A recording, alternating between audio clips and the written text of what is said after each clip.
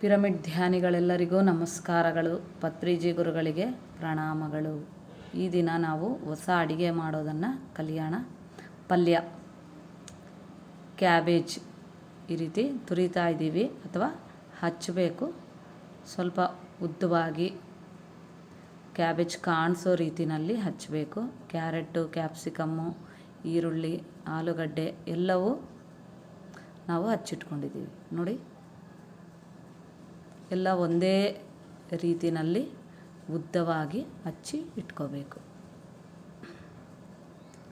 Beans ಇದ್ದರೆ beans ಈ ಎಲ್ಲವನ್ನು ನಾವು ಸೇರಿಸಿ ಪಲ್ಯ ಮಾಡ್ತಕ್ಕಂಥದ್ದು. ಬೆಂಗಳೂರಿನ ಜಾಲಹಳ್ಳಿ ಪಿರಮಿಡ್ ಮಾಸ್ಟರ್ ರಮ್ಯಾ ಬದರೀಶ್ ಅವರ ಅಡುಗೆ. ಬಾಣಲಿನಲ್ಲಿ ಒಗ್ಗರಣೆ ಹಾಕ್ತಾಯಿದ್ದೀವಿ. ಉಪ್ಪು, ಅರಿಶಿನ, ಹಿಂಗು, ಕರಿಬೇವು, ಸಾಸಿವೆ, ಜೀರಿಗೆ ಈ ಎಲ್ಲವನ್ನು ಸೇರಿಸಿ ಹಚ್ಚಿಟ್ಕೊಂಡಿರ್ತಕ್ಕಂತಹ ತರಕಾರಿಗಳನ್ನೆಲ್ಲ ಇದರಲ್ಲಿ ಸೇರಿಸ್ತಾ ಇದ್ದೀವಿ. ಒಂದೆರಡು ಮೆಣಸಿನಕಾಯಿ, ಹಸಿ ಖಾರ ಅಥವಾ ಒಣ ಖಾರ ನಿಮಗೆ ಯಾವುದು ಬೇಕೋ ಅದನ್ನು ಹಾಕ್ಕೋಬಹುದು. ಎಲ್ಲ ಒಟ್ಟಿಗೆ ಸೇರಿಸ್ಬೇಕು. ಹಾಗಾಗಿ ಕ್ಯಾಬೇಜು ತುರಿದ್ರೆ ಪೂರ್ತಿ ತೆಳ್ಳಗಿರಬಾರ್ದು, ಸ್ವಲ್ಪ ಉದ್ದ ಅಗಲ ಎರಡೂ ರೀತಿಯಲ್ಲಿ ಇರಬೇಕು. ಕಾಣಿಸ್ತಾ ಇರಬೇಕು. ಪಲ್ಯ ಆದಮೇಲೆ ಏನೇನು ಮಿಕ್ಸ್ ಮಾಡಿದ್ದೀವಿ, ಮಿಶ್ರಣ ಪಲ್ಯ ಯಾವ್ಯಾವ ತರಕಾರಿ ಇದೆ ಅನ್ನೋದು ನಮಗೆ ನೀಟಾಗಿ ಗೊತ್ತಾಗಬೇಕು ನೋಡಿ. ಎಲ್ಲವನ್ನು ನೀಟಾಗಿ ಕಲಸಿಬಿಟ್ಟು ಮುಚ್ಚಿಡ್ತಾ ಇದ್ದೀವಿ. ಇದು ಮುಚ್ಚಿಡ್ತಾ ಮತ್ತೆ ಕಲಿಸ್ತಾ ಇರಬೇಕು. ಇದಕ್ಕೇನು ಜಾಸ್ತಿ ಎಣ್ಣೆನೋ ಏನು ಹಾಕೋದು ಬೇಕಾಗಿಲ್ಲ. ಉಪ್ಪು, ಅರಿಶಿನ ಹಾಕಿರ್ತೀವಲ್ವ, ಹಾಗಾಗಿ ಅದೆಲ್ಲನೂ ನೀಟಾಗಿ ನೀರು ಬಿಟ್ಟು ಮಿಕ್ಸ್ ಆಗ್ತಾ ಇರುತ್ತೆ. ಇದನ್ನು ನಾವು ಚಪಾತಿಗೆ, ರೊಟ್ಟಿಗೆ, ದೋಸೆಗೆ, ಅಕ್ಕಿ ಹಿಟ್ಟು ಕಲಸಿರ್ತಕ್ಕಂತಹ ದೋಸೆಗೆ ತುಂಬ ರುಚಿಕರವಾಗಿ ಇರುತ್ತೆ ನೋಡಿ. 1-2-3 ಮೆಣಸಿನಕಾಯನ್ನು ಹಾಕ್ತಾಯಿದ್ದೀವಿ. ಪೂರಿಗೂ ಈ ಪಲ್ಯ ಚೆನ್ನಾಗಿರುತ್ತೆ.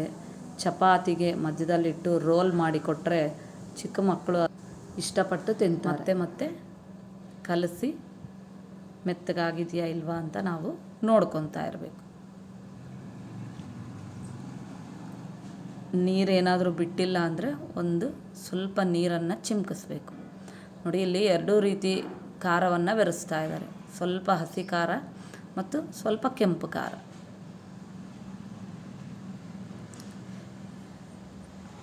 ಕಲಸಿ ಮುಚ್ಚಿಟ್ಟು ಆಗಿದೆಯಾ ಇಲ್ವಾ ಅಂತ ನೋಡ್ಕೋಬೇಕು.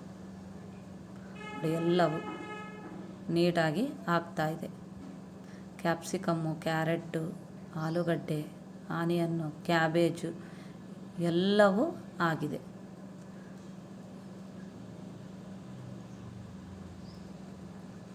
ಈ ರೀತಿ ಪಲ್ಯವನ್ನು ಚಿಕ್ಕ ಮಕ್ಕಳಿದ್ದಾಗಲಿಂದಾನೇ ಮಕ್ಕಳಿಗೆ ತಿನ್ನೋ ರೀತಿಯಲ್ಲಿ ಚಪಾತಿಗೆ, ರೊಟ್ಟಿಗೆ ಅಥವಾ ಅನ್ನಕ್ಕೆ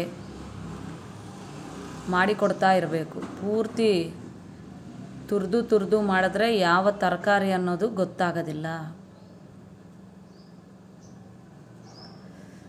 ಈ ವಿಡಿಯೋ PMC ರಾಯಚೂರು ವತಿಯಿಂದ ಬರ್ತಾ ಇರ್ತಕ್ಕಂಥದ್ದು. ಎಲ್ಲರೂ ಲೈಕ್ ಮಾಡಿ, ಶೇರ್ ಮಾಡಿ, ಸಬ್ಸ್ಕ್ರೈಬ್ ಮಾಡಿ, ನೋಟಿಫಿಕೇಷನ್ಗಾಗಿ ಬೆಲ್ ಬಟನನ್ನು ಒತ್ತಿ. ಎಲ್ಲರಿಗೂ ಧನ್ಯವಾದಗಳು. ಮತ್ತೊಂದು ವಿಡಿಯೋದೊಂದಿಗೆ ನಾವು ಭೇಟಿಯಾಗೋಣ.